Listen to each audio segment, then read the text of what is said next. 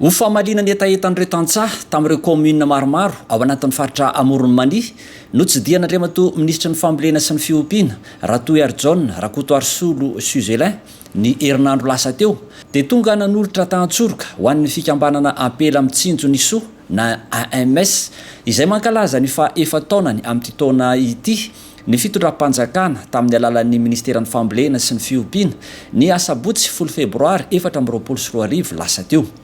Zanak'akoho lahy miisa 4, zanak'isoa noatsaraina miisa 20, katsaka 3 taonina, provandy ho an'ny kisoa 500 kilao, provandy ho an'ny akoho 200 kilao, vitamina 400 fonosana ho an'ny akoho no natolotra.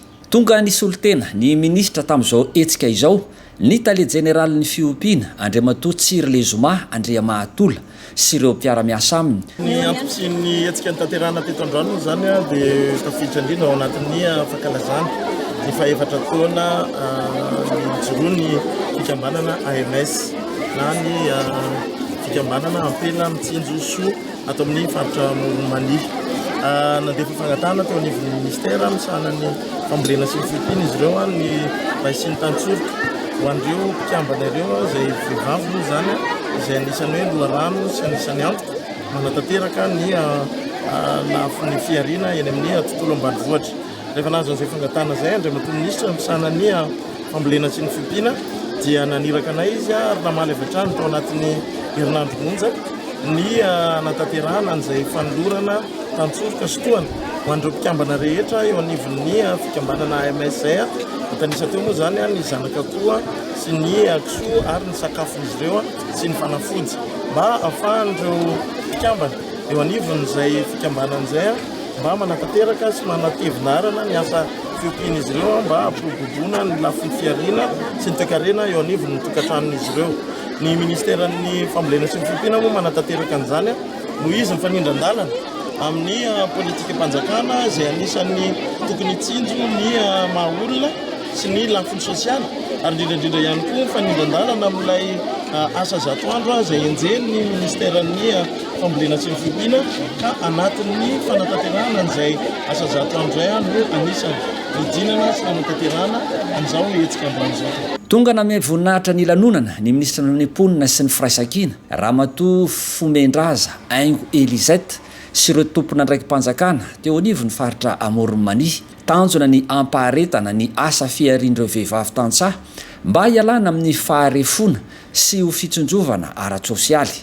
Tsy mety intsony ilay asistanana ilay hoe manome trondro fa ilay manome fintana no mety.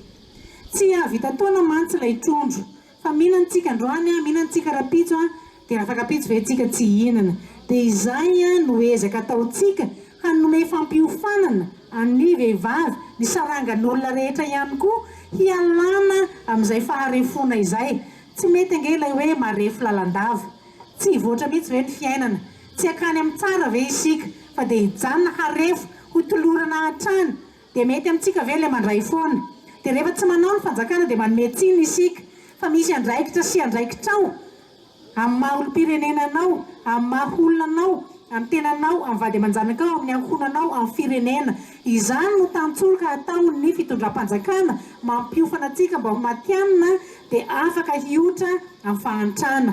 Dia ireny omena ireny talenta izay fampiofanana ireny dia tsy ampirimitsika posy fa tokony ampitomboantsika. Dia izay fampitomboana ny talenta omena izay izao tantsorika omena ministeran'ny agriculture. Marina fa mahatratra 2 sy 1 alina ankehitriny ireo vehivavy mpikambana ao amin'ny AMS izay manao asa sosialy miparitaka amin'ny distrika misa 4 ao amin'ny faritra Amoron'ny Mania.